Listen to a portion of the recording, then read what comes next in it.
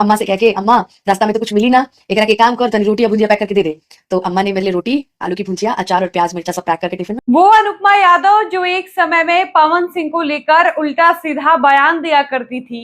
पवन सिंह को लेकर अजीब अजीब बातें किया करती थी, उस अनुपमा यादव को अब पवन सिंह के ऊपर भर भर कर प्यार आ रहा है। और अब अनुपमा यादव पवन सिंह की तारीफ करते हुए थकी नहीं रही हैं और जहां भी मौका मिल रहा है वो पवन सिंह की तारीफ कर रही हैं। अनुपमा यादव का एक नया पॉडकास्ट सामने आया है और उस पॉडकास्ट में अनुपमा यादव ने भोजपुरी के पावर स्टार कहे जाने वाले पवन सिंह की दिल खोलकर तारीफ की है। दरअसल उस पॉडकास्ट में अनुपमा यादव से पवन सिंह के साथ काम करने का अनुभव पूछा जाता है कि आपने पवन सिंह के साथ पुदीना गाने में काम किया और कहा जाता है कि पुदीना गाने की वजह से आपको एक अलग प्रकार की प्रसिद्धि मिली। तो आप जरा बताइए कि पवन सिंह के साथ काम करने का एक्सपीरियंस आपका कैसा रहा।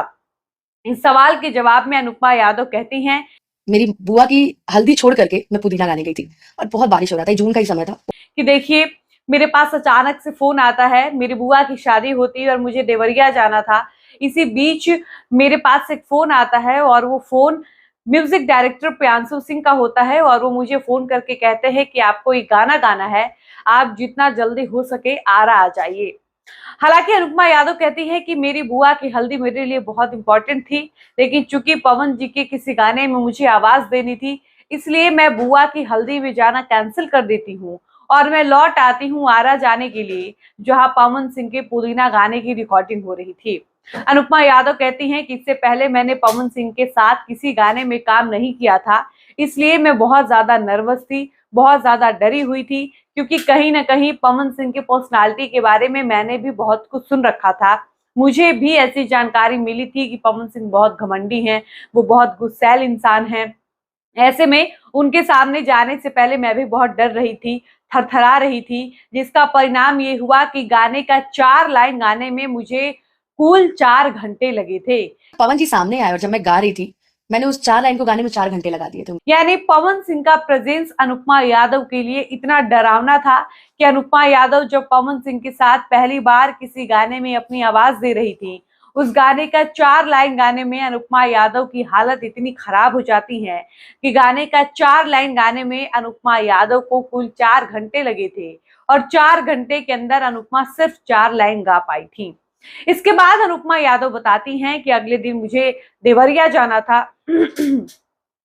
इसके बाद अनुपमा यादव बताती हैं कि मुझे देवरिया जाना था, मेरी बुआ की शादी थी और पवन जी को यह बात जैसे ही पता चलती है, उनके कान में यह बात जाती है कि मुझे देवरिया निकलना है, मेरी बुआ की शादी है, वो तुरंत अपने अम्मा के पास जाते हैं, जिसे पवन सिंह सबसे ज्यादा प्यार करते हैं, और अपनी अम्मा से जाकर कहते हैं कि अनुपमा यादव के लिए रोटी भुजिया बना दो, इसको दूर जाना है, रास्ते में कोई होटल मिलेगा या नहीं मिलेगा, बंद होगा तो ये रास्ते में कुछ खा लेगी। अनुपमा यादव बताती हैं कि पवन सिंह अपनी माताजी से कहते हैं और उनकी माताजी बहुत प्यार से मेरे लिए रोटी और भुजिया बनाती हैं और वो बहुत प्यार से रोटी भुजिया अचार प्याज मेरे लिए पैक कर कर देती हैं, जिसको लेकर मैं देवरिया जाती हूँ। और जैसा कि पवन सिंह ने कहा था कि रास्ते में शायद होटल वगैरह ना मिले तो आप खा लेना, और ठीक यही मेरे साथ होता है कि रास्ते में एक भी होटल नहीं मिलता है और पवन सिंह की अम्मा ने जो मेरे लिए रोटी भुजिया बनाई थी मैं वही खाती हूँ और खाकर अपनी बुआ की शादी में देवरिया पहुंचती हूँ। सही बात है, रास्ते में कोई होटल नहीं मिला,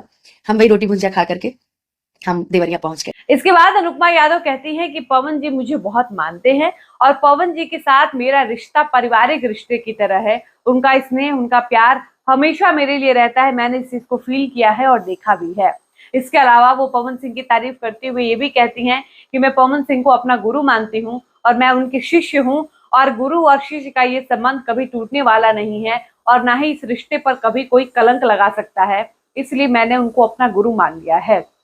इसके अलावा अनुपमा यादव ये भी कहती हैं कि पवन जी भोजपुरी इंडस्ट्री के वो स्टार हैं जो कई आर्टिस्ट के आइडियल हैं, कई लोग इनको अपने आदर्श के रूप में पूछते हैं, कई लोगों के लिए तो ये भगवान के समान है। कहते कहते वो ये भी कह जाती हैं कि पवन जी के गाने और उनसे मुझे सीखने का इतना मौका मिलता है कि कोई भी गाना पवन सिंह की आवाज में आता है तो उस गाने को सबसे पहले मैं गाती हूँ। वो बताती भी हैं कि किस तरह से भगवान का रस गाना पवन सिंह ने अपनी आवाज में गाया और उसके बाद सबसे पहले किसी आर्टिस्ट ने इस गाने को गाया भोजपुरी में तो वो अनुपमा यादव थी। अनुपमा यादव के कहने का साफ मतलब अब ये है कि पवन सिंह दिल के बहुत अच्छे व्यक्ति हैं। वो जिसको मानते हैं उसके लिए सब कुछ लुटा देते हैं, उसके आगे वो कुछ भी नहीं सोच पाते हैं। और सेम यही बात सौम्या पोखरेल ने भी कहा था। सौम्या पोखरेल से हाल ही के एक इंटरव्यू में जब ये पूछा जाता है कि पवन सिंह के साथ आपने एक गाना किया, हालांकि किसी कारणवश वो गाना रिलीज नहीं हो पाया, तो आप जरा बताइए कि पवन सिंह के साथ काम करने का आपका एक्सपीरियंस कैसा रहा।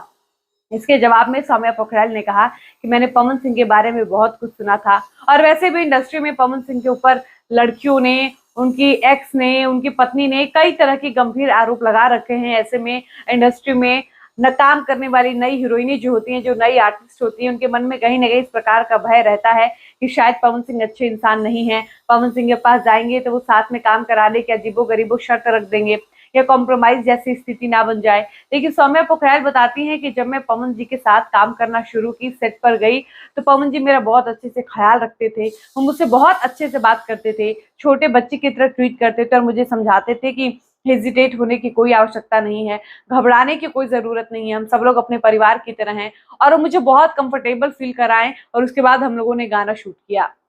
इसके अलावा सौम्या पोखरेल बताती हैं कि मैं 2 दिन के लिए शूट करने गई थी, लेकिन किसी कारणवश गाना लेट होता गया और मुझे कम से कम 5 से 6 दिन वहां रहना पड़ा, जहां गाने की शूटिंग हो रही थी। लेकिन इन 6 दिनों में मैंने कुछ भी ऐसा फील नहीं किया जिससे मुझे आपत्ति हो। मैं गाना शूट करती थी, अपने रूम पर आती थी और कभी किसी ने मेरा दरवाजा नॉक नहीं किया, ना ही मुझे रात में कोई परेशानी हुई, ना ही मुझे पवन सिंह की तरफ से कोई दिक्कत हुई और ना ही उनकी टीम की तरफ से और ना ही गाने के मेकर्स की वजह से। कुल मिला जुलाकर सौम्या पोखरेल भी अब पवन सिंह की दिल खोलकर तारीफ कर रही हैं और कह रही हैं कि पवन सिंह कितने नेक दिल इंसान हैं। और सेम यही काम अनुपमा यादव कर रही हैं। अनुपमा यादव ने पहली बार किसी इंटरव्यू में इस बात का खुलासा किया कि पवन सिंह किस तरह से पुदीना गाना गवाने के बाद उनको देवरिया भेजे थे। अपनी माता जी से कहकर वो अनुपमा यादव के लिए रोटी और भुजिया बनवाए थे ताकि अनुपमा यादव को देवरिया जाते वक्त कोई दिक्कत न हो और उनको भूख लगे तो उनको किसी होटल में जाकर ना खाना पड़े, वो घर का खाना आराम से खा सके। अब आप इस बात से अंदाजा लगा सकते हैं कि पवन सिंह अपने लोगों को कितना ज्यादा प्यार करते हैं,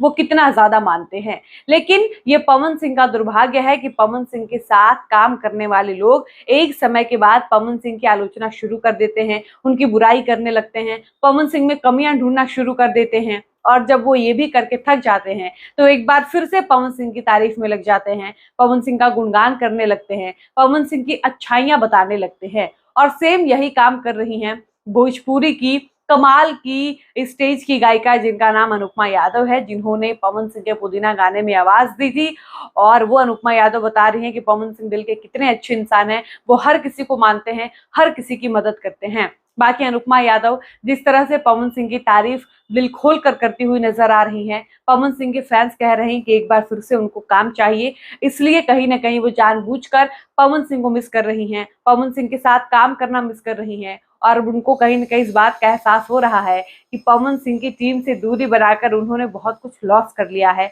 जिसकी वजह से वो एक बार फिर से पवन सिंह का गुणगान करके पवन सिंह की टीम की हिस्सा बनना चाहती हैं, उनके साथ काम करना चाहती हैं। बाकी अनुपमा यादव जिस तरह से पवन सिंह की तारीफ कर रही हैं, उनका गुणगान कर रही हैं, उनका महिमा मंडन कर रही हैं, इस पर आपका क्या कहना है? आप अपनी राय इस वीडियो के कमेंट सेक्शन में लिखकर जरूर बताइएगा। फिलहाल इस वीडियो को हम यहीं पर समाप्त करते हैं, मिलते हैं नए वीडियो में। धन्यवाद।